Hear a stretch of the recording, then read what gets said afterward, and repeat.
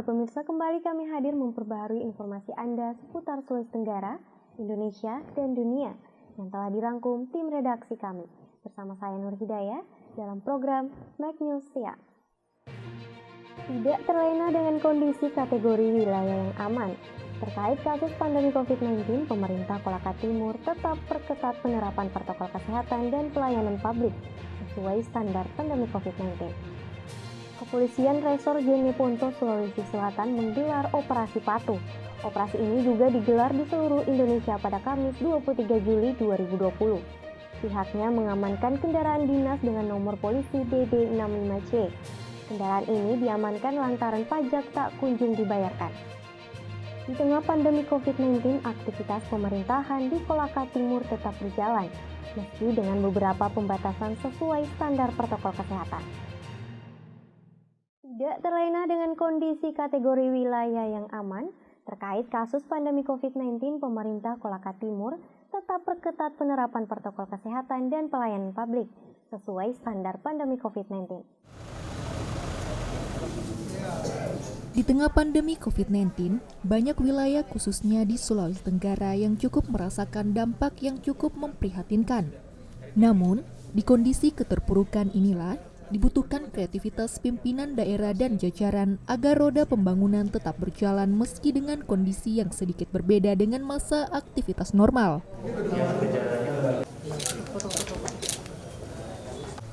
Kabupaten Kolaka Timur misalnya, hingga saat ini sesuai data gugus tugas COVID-19 Provinsi Sulawesi Tenggara, merupakan salah satu wilayah yang cukup aman. Pemda dan masyarakat terus bersinergi sehingga sosialisasi dan kampanye terkait pandemi COVID-19 cukup gencar dilakukan sehingga Kolaka Timur hingga saat ini termasuk wilayah yang cukup aman terkait kasus pandemi COVID-19. Cukup, Pak. Sudah cukup? Iya, cukup. Boleh? Iya. Pemerintah daerah dalam hal Pak Bupati di setiap saat melakukan kunjungan itu selalu menyampaikan kepada masyarakat bahwa ingat bahwa hari ini kita berada di suasana pandemi, ada hal-hal yang mesti kita harus patuhi dan ikuti, dan itu terus digaungkan. Di samping itu kan kita memang sejak awal mulainya ada COVID, Kolaka Timur ini kan gencar sekali sosialisasi, baik itu melalui poster-poster, pemasangan poster, maupun di media-media digital kita selalu sampaikan himbauan untuk kita patuhi protokol kesehatan. Dan saya pikir karena himbauan-himbauan itu mungkin masyarakat sadar, lalu kami kan memang posisi Kolaka Timur secara geografis ada di daerah tengah dataran Sulawesi Tenggara, sehingga memang mungkin masyarakat sadari untuk kurang bepergian keluar untuk keperluan tertentu yang tidak terlalu penting, sehingga memang hal ini bisa memperkecil dampak dari penyebaran COVID-19 itu sendiri di Kolaka Timur. Dan alhamdulillah hari ini sudah zero. Meski demikian, Pemkab dan masyarakat Koltim tidak terlena dengan status tersebut, karena mereka paham musibah bisa datang kapanpun sehingga sikap dan penerapan pencegahan dengan mengedepankan protokol kesehatan cukup ketat diberlakukan di wilayah ini. Akan dalam rangka untuk mengisolasi daripada kuman virus corona ini, karena salah satu penyebarannya adalah sering bertemu, berdekatan, berjabat tangan, bersentuhan, tadi itu potensi. Lebih efektif adalah mereka kita rumahkan untuk tidak sekolah dan tidak boleh keluar dari rumah. Hari ini kita sudah zero semua, baik itu yang terkonfirmasi positif sudah zero, ODP sudah zero, OTG sudah zero, dan PDP juga sudah zero. Jadi secara keseluruhan sudah zero. Walaupun sebenarnya dari kriteria itu tidak bersamaan zeronya. Kalau yang terkonfirmasi positif itu kurang lebih sejak tanggal 8 Juli sudah zero. Kalau ODP dan OTG itu kurang lebih sekitar minggu lalu, ya kurang lebih sekitar tanggal 13-15an itu baru zero. Hingga rilis gugus tugas COVID-19 Provinsi Sulawesi Tenggara, Pertanggal 22 Juli 2020 tercatat Kolaka Timur pada posisi 0 kasus untuk semua kategori pasien COVID-19 dan hingga saat ini pula Bupati bersama jajaran tetap konsisten memperketat penerapan standar protokol kesehatan di sekitar lingkungan masyarakat, khususnya ruang-ruang publik.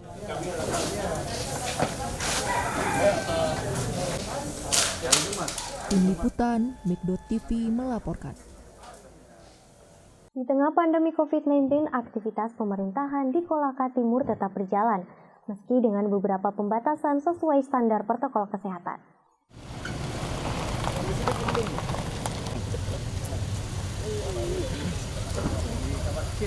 Memang menjadi tantangan besar bagi tingkat pemerintahan dalam menjalankan tugas pembangunan daerah di tengah pandemi COVID-19.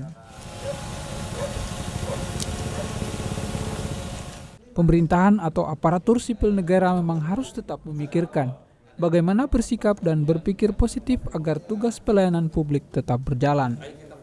Meski sedikit berat karena harus bertumpu pada panduan protokol kesehatan pandemi COVID-19.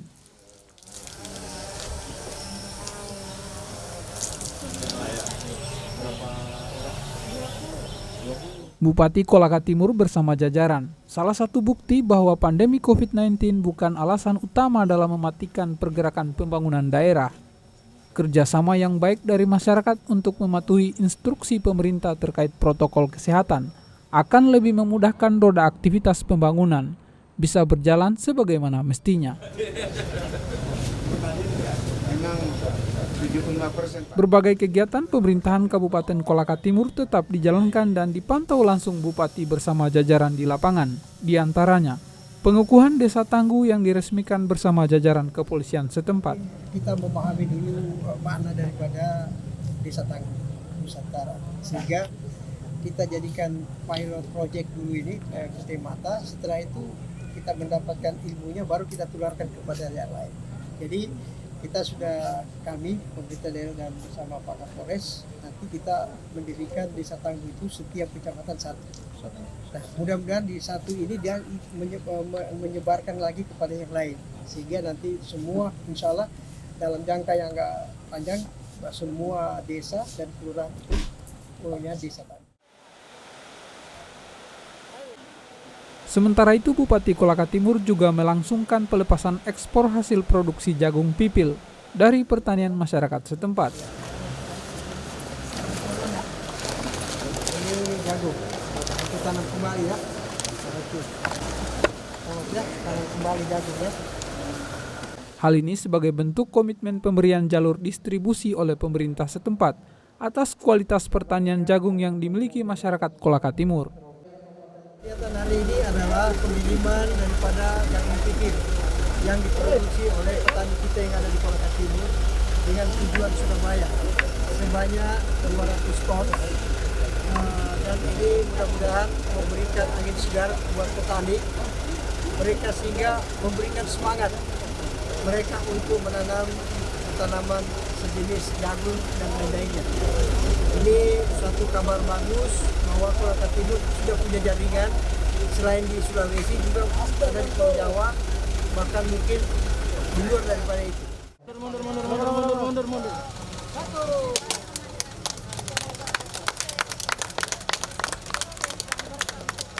Kabupaten Kolaka Timur terus mengikuti perkembangan instruksi pemerintah pusat dan provinsi dalam penerapan standar protokol kesehatan dalam setiap kegiatan pemerintahan maupun kemasyarakatan, termasuk persiapan new normal.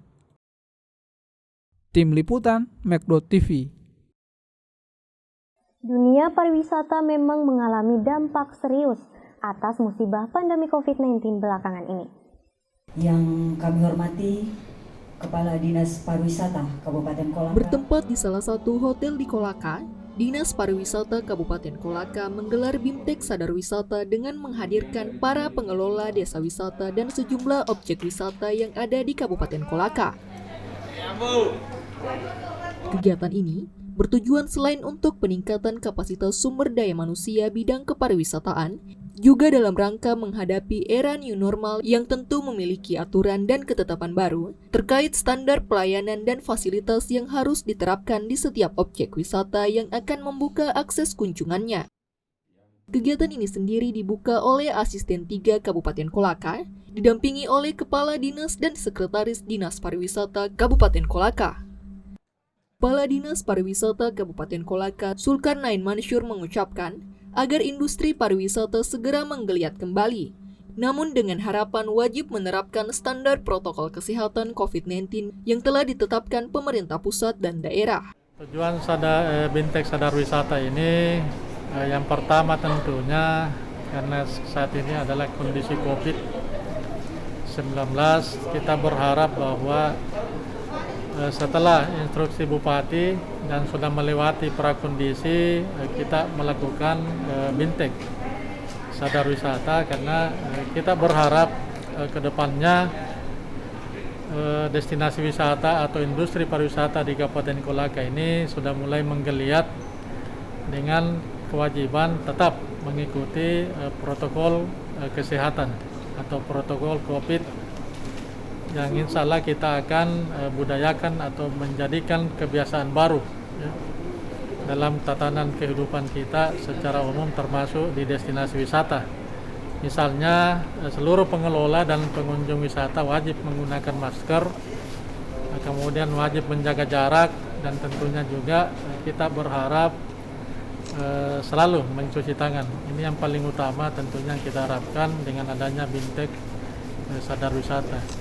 Kemudian yang kedua tentunya juga kita berharap di destinasi wisata atau industri pariwisata secara umum seluruh komponen wajib hukumnya untuk mengikuti protokol COVID ya. Baik itu pengelola, pelaksana di lapangan, dan seluruh pengunjung tentunya diharapkan untuk tertib dan disiplin untuk mengikuti protokol COVID. Sementara itu dalam kegiatan ini, Ahmad Nisar selaku pemateri utama menyajikan konsep sadar wisata dan sabta pesona dalam materi yang dibawakan. Ya, komitmen yang harus dibangun, kemudian buat master plan. Pemateri juga menegaskan pentingnya para pengelola objek wisata memahami standarisasi atau persyaratan pembukaan sejumlah objek wisata di masa pandemi COVID-19. Jadi ada leveling kalau di tingkat gubernur. Kalau dia memilih, ini pakai mangga, menunjukkan ini penyimpanan pasar. Ini wadah lebih butuh tahu. Materi yang disajikan dalam Bintek ini secara garis besar terkait konsep sadar wisata, sabta pesona, dan new normal kepariwisataan dengan mengambil dasar peraturan pemerintah pusat dan daerah.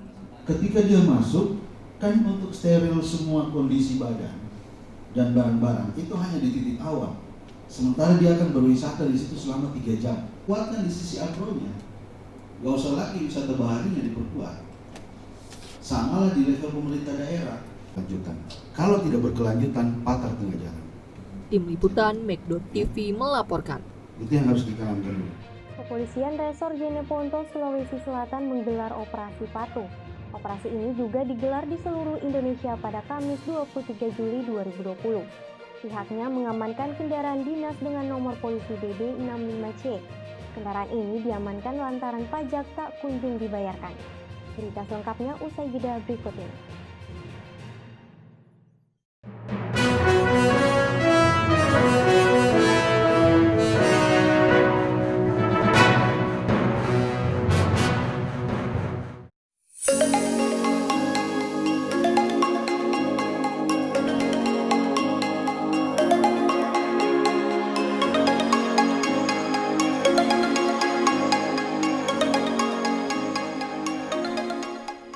Citraland Kendari terus menghadirkan berbagai tipe rumah bagi masyarakat di ibu kota Provinsi Sulawesi Tenggara. Lokasinya yang terletak di tengah pusat kota bisa menjadi pilihan bagi Anda yang menginginkan sebuah hunian yang mewah dan nyaman.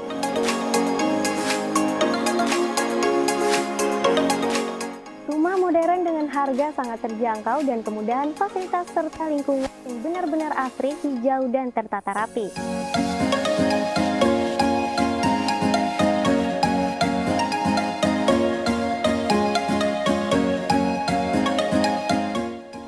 Pemirsa, saat ini saya sedang berada di salah satu hunian yang berada di kota Kendari, tepatnya di Citraland Kendari bersama Mbak Bella dan Mas Tata sebagai marketing eksekutif di Citraland Kendari.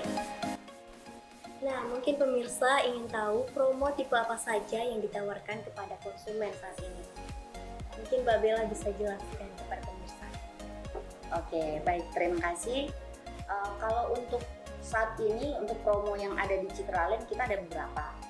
Yang pertama, kita ada promo elektronik, itu biasanya TV atau AC seperti begitu. Juga ada promo furnitur dan juga voucher belanja.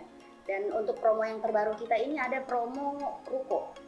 Kita ada promo cicil DP selama setahun, nanti di cicilan ke-6 baru bisa langsung dihuni. Kita juga sudah free BPHTB, AJB dan juga asuransi. Seperti itu. Nah, untuk Mas Tata sendiri nih, strategi apa yang ditawarkan Citraland Kendari dalam menggait konsumen baru? Oke, baiklah. Kalau kita berbicara masalah strategi, mungkin kita masih mengadakan yang umum saja seperti canvassing, tapi dengan protokol seperti memakai masker, memakai kaos tangan, dan lain-lain seperti itu. Kemudian juga nanti mungkin kita akan mengadakan seperti pameran, terus gathering di bank, kemudian open house, seperti itu. Kalau untuk sekarang sih strateginya mungkin seperti itu saja dulu. Nah, untuk pertanyaan selanjutnya kita kembali ke Mbak Bella. Dalam kondisi pandemi COVID-19, apa langkah-langkah Citraland Kendari dalam melindungi konsumen dan calon konsumennya? Oke, seperti yang kita ketahui Mbak, sekarang kan kita lagi masih pandemi ya, memasuki new normal, jadi mungkin semua kalangan kena, termasuk kita juga Citraland Kendari. Kalau untuk langkah-langkahnya, ada sih beberapa customer yang ingin datang ke kantor, tapi ada juga yang beberapa yang sangat sulit untuk kita temui.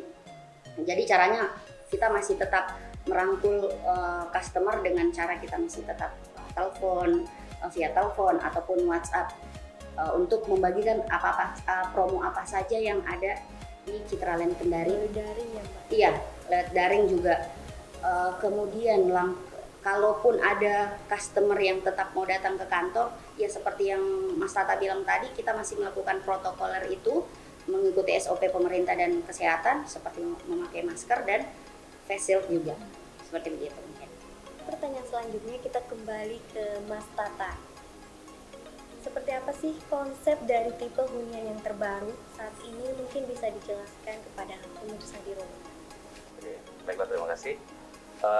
Kalau untuk yang terbaru, jadi kami itu ada 2 tipe yang baru mau launching ini, seperti Vienna Boulevard, terus tipe Sofia. Nah, saya jelaskan dulu mengenai tipe Vienna Boulevard. Jadi kalau untuk ukuran kafling, Vienna Boulevard ini ada 2 tipe, yang pojok dan yang tengah. Nah, yang pojok ini ukurannya 12 x 22 dengan bangunan yang sama ya, 245. Kemudian yang tengah itu 10 x 22, seperti itu. Nah, kemudian tipe Sofia ini terdiri dari beberapa tipe juga.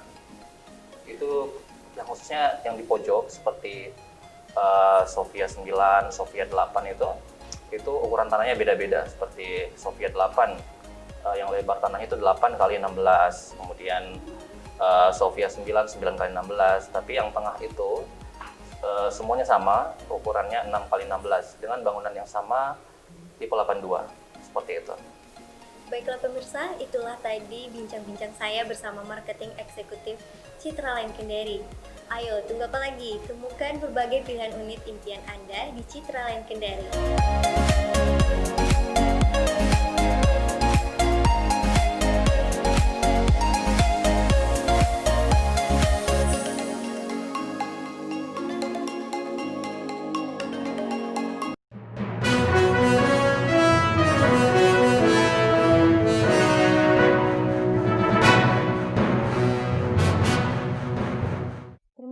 Masih bersama kami, pemirsa. Kepolisian Resor Jeneponto, Sulawesi Selatan menggelar Operasi Patuh. Operasi ini juga digelar di seluruh Indonesia pada Kamis 23 Juli 2020. Pihaknya mengamankan kendaraan dinas dengan nomor polisi DD65C. Kendaraan ini diamankan lantaran pajak tak kunjung dibayarkan. Kendaraan yang dikemudikan inisial MI milik pemerintah Kabupaten Takalar ini diamankan polisi saat operasi patuh pada Kamis 23 Juli 2020. Kendaraan ini diamankan karena pajak belum dibayarkan. Dalam operasi ini, ada 4 unit kendaraan roda 4 yang disita. Selain itu, kurang lebih 25 pelanggar ditilang. Dalam operasi ini juga, Satuan Lalu Lintas Kepolisian Resor Jeneponto juga mengamankan senjata tajam. Kasus ini telah diserahkan ke Reserse dan Kriminal Kepolisian Resor Jeneponto untuk ditindaklanjuti. Operasi Patu dilaksanakan selama 2 pekan mulai 23 Juli hingga 5 Agustus 2020.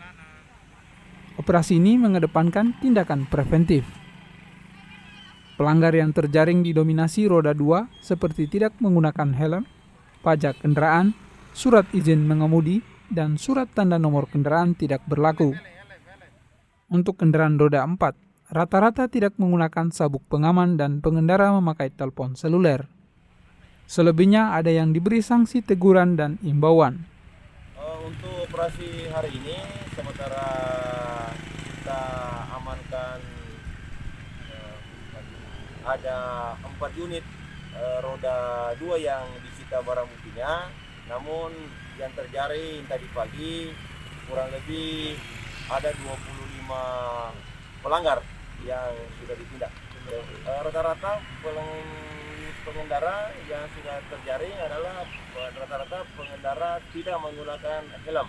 Untuk roda 4 rata-rata mereka tidak menggunakan safety belt dan ada yang berkendara sambil menggunakan handphone. Untuk pelanggaran-pelanggaran tersebut yang tidak menimbulkan fasilitas kecelakaan, maka pihak kepolisian dalam ini Satlantas Polres Jeneponto mengedepankan edukasi dan himbauan dengan memberikan surat teguran untuk tidak diulangi lagi pelanggaran tersebut. Salah seorang pengendara lalu lintas, Nurjana warga Bangkala, mengaku melanggar lalu lintas lantaran tidak membawa surat izin mengemudi dan surat tanda nomor kendaraan. Warga mana, Bu? Bangkala, Pak. Bangkala. Iya. Yang kita tidak bawa ini apa saja, Bu? Stnk sama SIM. Samsul melaporkan dari Sulawesi Selatan. Untuk mencegah meningkatnya kasus kekerasan seksual terhadap anak di bawah umur, Lembaga Bantuan Hukum Himpunan Advokat Muda Indonesia, Provinsi Sulawesi Tenggara Cabang Konawe Selatan, terus melakukan upaya pencegahan dengan menyasar sekolah-sekolah melakukan sosialisasi. Yang berhasil menemukan obatnya, lantas mengupload, itu bisa dilindungi. Untuk mencegah meningkatnya kasus kekerasan seksual terhadap anak di bawah umur, Lembaga Bantuan Hukum Himpunan Advokat Muda Indonesia Provinsi Sulawesi Tenggara Cabang Konawe Selatan mengunjungi Sekolah Menengah Atas Negeri 6 Konawe Selatan. Kalau ada pertanyaan, silakan bertanya, saya kasih. Sosialisasi ini tetap memperhatikan protokol COVID-19. Mereka memberikan pengetahuan hukum terkait Undang-Undang Nomor 35 Tahun 2014, perubahan atas Undang-Undang Nomor 23 Tahun 2002 tentang perlindungan anak. Hari ini itu di SMA Negeri 6 Konawe Selatan. Jadi kemarin kami juga sudah sosialisasi di SMK 3 Konawe Selatan dan SMK dan SMA 15 Konawe Selatan. Jadi pada prinsipnya sosialisasi ini kami turun ke lapangan karena banyaknya perkara-perkara yang masalah pencabulan anak di bawah umur itu terjadi di Kabupaten Konawe Selatan dan semakin meningkat. Sehingga kami turun untuk melakukan penyuluhan hukum untuk memberikan pemahaman terhadap siswa agar seyogyanya setiap ada persoalan untuk mereka selalu melapor kepada guru-gurunya atau kepada orang lain yang merasa mereka dekat. Menurut Samsudin, saat ini banyak kasus terjadi korbannya berasal dari siswa atau anak di bawah umur. Untuk itu pihaknya fokus sosialisasi pada sekolah-sekolah. Dari Konawe Selatan, Erlin melaporkan. Terima kasih masih bersama kami, pemirsa. Tiongkok siap membalas setelah Amerika Serikat memerintahkan penutupan konsulatnya di Houston, Texas. Rabu waktu Texas masih ada lalu lalang manusia di kantor perwakilan tersebut. Meski Jumat mendatang, Amerika Serikat meminta dikosongkan. Isu pencurian kekayaan intelektual kembali menjadi pemicu ketegangan baru Amerika Serikat Tiongkok ini. Seperti ini suasana kantor konsulat Tiongkok di kota Houston, negara bagian Texas, sehari setelah konsulat ini diperintahkan tutup oleh pemerintah Amerika Serikat. It is worth noting that just yesterday, the Justice Department unsealed an indictment that charges 2 Chinese hackers who were sponsored by the government there of stealing hundreds of millions of dollars of intellectual property, and most recently targeting American biotech and other companies that are developing coronavirus vaccines. Malam sebelumnya, sekitar setengah 9 malam waktu setempat, Dinas Kebakaran Houston merespons laporan adanya asap tebal di halaman konsulat, tapi akhirnya ditolak masuk. Everybody said there's a fire, and I guess they were burning documents or burning papers, and I wonder what that's all about. Deplu AS menyebutkan penutupan konsulat Tiongkok dilakukan untuk melindungi kekayaan intelektual Amerika dan juga data pribadi warga AS. It has been long discussed and asserted that the office here in Houston was engaged in inappropriate forms of information gathering and influence operations. It's not necessarily surprising. One would expect foreign governments to be very aggressive in collecting information that would be helpful to their own national interest. Tuduhan pencurian kekayaan intelektual ini juga kembali diungkapkan Menlu AS Mike Pompeo saat lawatan ke Denmark. We are setting out clear expectations for how the Chinese Communist Party is going to behave. And when they don't, we're going to take actions that protect the American people, protect our security, our national security, and also protect our economy and jobs. Tiongkok kembali membantah tuduhan ini. 这次美方单方面限时关闭中国驻休斯敦总领馆，是美对华采取的前所未有的升级行动。 Amerika memberi waktu hingga Jumat untuk mengosongkan konsulat. Pencurian kekayaan intelektual memang telah lama dituduhkan Amerika Serikat kepada Tiongkok dan menjadi salah satu alasan utama pengenaan tarif dan juga perang dagang yang diberlakukan selama pemerintahan Presiden Donald Trump. Lalu belakangan ada ketegangan-ketegangan lain, menyikapi perlakuan Tiongkok terhadap minoritas Muslim Uyghur misalnya, lalu juga undang-undang terhadap Hong Kong. Dan yang terakhir adalah soal pandemi COVID-19 yang menurut Presiden Trump tidak akan separah ini bila ditangani dengan baik oleh Tiongkok saat pertama merebak. Dugaan pembakaran dokumen di konsulat Houston mengingatkan banyak orang akan pembakaran dokumen serupa di konsulat Rusia di San Francisco saat hubungan AS dan Rusia tegang pada 2017. I think that element of what exactly is burning and why and is something that's going to have to be reported out in the coming days because there are a lot of questions about that and what kind of documents would even exist and why it wouldn't be electronic. So it remains to be seen what exactly the import of that is. Selain berbagai isu keamanan dan ekonomi, AS dan Tiongkok juga terlibat persaingan pengembangan teknologi seluler 5G. Inggris baru saja mendukung posisi AS dan menolak peran raksasa elektronik Tiongkok, Huawei, dalam pengembangan 5G di negara itu. Dari Washington DC, Nova Purwadi, VOA. Informasi yang baru saja Anda saksikan menjadi penutup Night News siang hari ini. Saya Nur Hidayah dan kru yang bertugas pamit undur diri dari hadapan Anda. Assalamualaikum warahmatullahi wabarakatuh.